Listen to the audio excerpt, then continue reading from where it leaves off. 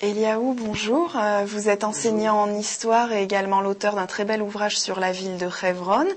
Et à présent, vous nous emmenez en Jordanie faire du tourisme. Pourquoi ? Regardez, aujourd'hui, il y a une forme de tourisme qui revient très, très à la mode.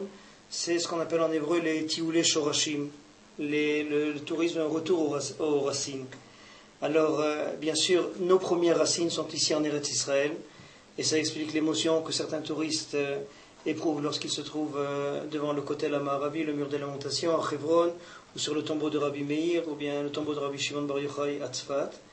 Il y a aussi une autre forme de tourisme shorashim. Cette fois-ci, ça se passe en Chutz Laaretz. On va sur le tombeau du Baal Shem Tov, on va à la Griba en Tunisie. Et il y a une catégorie qui tombe entre les deux chaises. Et parce que c'est à la fois Eretz Israël et Chutz Laaretz, et c'est à la fois ni Eretz Israël et ni Chutz Laaretz, je m'explique. C'est le Ever HaYarden HaMizrahi, l'autre côté du Jourdain. Ce territoire-là, c'est le territoire de la tribu de Reuven, de Gad, la demi-tribu de Ménaché. Il a une histoire juive très très riche. Et il est à la fois près et loin. Oui, alors, de ce fait, encore une fois, il passe au travers de l'intérêt du grand public juif. Et je pense que c'est une chose importante de rappeler qu'il existe et de réveiller une certaine émotion vis-à-vis de ces lieux-là. Donc vous en revenez. Quels sont les sites qui ont retenu votre attention et que vous vous proposez de nous faire découvrir ? Regardez, de ce côté-là, je ne fais aucun chidushim, aucune nouveauté. Les sites sont relativement connus. Je parle par exemple du tombeau de Aaron HaKohen, le frère de Moshe. Si le tombeau de Moshe reste encore un mystère, celui de son frère, qui est un personnage pas de moindre envergure, et il est localisé. Le premier à en parler, c'est Flavius Joseph. Ensuite, les traditions musulmanes et chrétiennes aussi ont localisé l'endroit. J'imagine par exemple de faire une birkat Kohanim, la bénédiction des Kohanim, à côté du tombeau de Aaron HaKohen, en regardant Eretz Israël. Quelle émotion ça peut soulever. Le mont Nevo, le mont où Moshe Rabbeinu regarde Eretz Israël, et Dieu lui dit « Lota avor et hayarden hazeh, tu ne franchiras pas ce Jourdain ». Et il y a aussi des très belles mosaïques de l'époque byzantine, de l'époque romaine, à ne parler par exemple que de la ville de Jarash, qui était la ville biblique de Ramoth Gilad, et pendant le Second Temple, la ville de Guéras. Et là-bas, il y a, je crois que c'est la cité romaine la mieux conservée au monde, et il y a un très très beau bâtiment, avec des belles mosaïques aussi. On voit Shalom à l'Israël, des tas de preuves d'un passé juif très très fort. Et donc beaucoup d'émotions. Vous avez ressenti quelque chose de particulier sur l'autre rive du Jourdain ? Oui, exactement. J'ai eu l'occasion de visiter le Har Nevo, le mont Nevo, en soirée. Et du mont Nevo, de regarder vers l'ouest et de regarder Eretz Israël et de voir les lumières de Jérusalem. Je vous assure que c'est quelque chose de tout à fait particulier. Et maintenant, je comprends pourquoi, à côté de Jérusalem, dans le quartier de Ma'ale Adumim, il y a une shrouna, il y a un quartier qui s'appelle Mitzpe Nevo. Et je comprends que les gens de Mitzpe Nevo, les montagnes qu'ils voient, c'est la Jordanie. Et moi, j'étais dans ces montagnes et je regardais leur lumière le soir. Et c'est quelque chose de très très fort. Et est-ce que la question du tourisme en pays arabe ne pose pas un problème à un public, un certain public ? Oui, effectivement. Certaines personnes m'ont donné mauvaise conscience.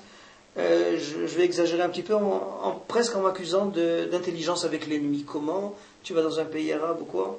Alors c'est avec beaucoup d'humilité que je veux leur répondre. D'abord, en ce qui me concerne, j'ai servi plus de 20 ans dans une unité de parachutistes, j'ai servi dans l'équipe d'intervention de Kiryat Arba. Je pense que ce genre d'intonation était déplacé de leur part.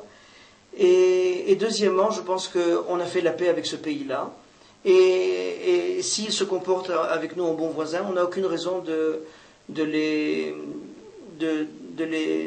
dévaloriser sous prétexte qu'ils sont ce qu'ils sont. Et combien ça coûte de partir ?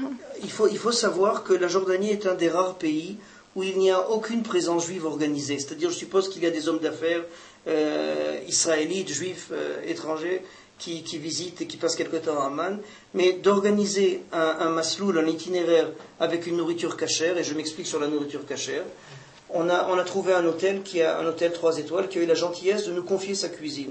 C'est-à-dire que nous apportons nos ustensiles, et nous allons cuisiner là-bas avec essentiellement basé sur le poisson, des œufs. C'est-à-dire on va garder la cache-route entre nous, toutes les personnes qui viennent avec nous sont Shomrei Mitzvot. Ça c'est quelque chose qui est assez difficile. Et ça justifie entre autres le coût de ce voyage qui se monte à $650. Et je rappelle qu'il s'agit là de 4 jours et 3 nuits.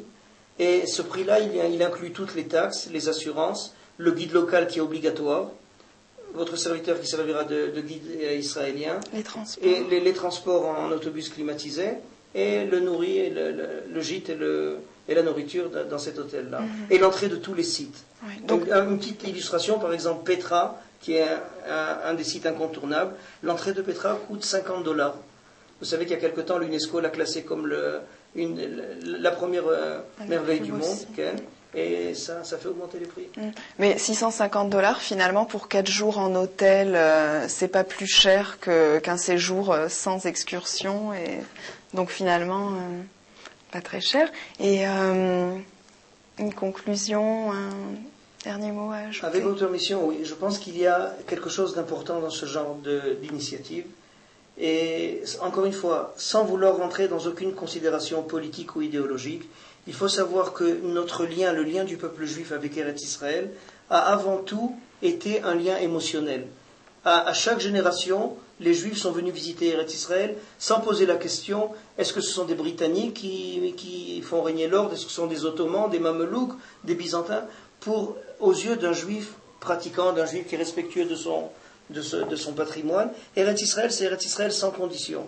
Et j'ai entendu encore une fois des remarques qui m'ont fait un peu mal à ma compréhension, à mon entendement, des personnes qui m'ont dit non, j'irai là-bas lorsque ces territoires-là seront libérés ou je ne sais pas quoi.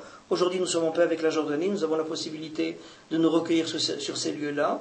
Et Akadosh Baruch Hu, c'est lui qui a les cartes de notre avenir. Qu'est-ce qu'il va être, je ne sais pas. Mais je pense que d'éveiller à nouveau ce lien émotionnel avec ces lieux qui ont un passé juif tellement important, je pense que c'est quelque chose qui doit être fait. Et ce que modestement on va essayer de faire dans un premier temps ce dimanche-là, le départ. Et avec l'aide de Dieu, on reviendra le mercredi 29 août. Et bien sûr, les personnes intéressées à se joindre à nous sont invitées à nous téléphoner au 052 592 55 11. Alors bon voyage et on attend votre reportage. Merci Redva. Merci à vous. Aux auditeurs de InfoLive. Au revoir.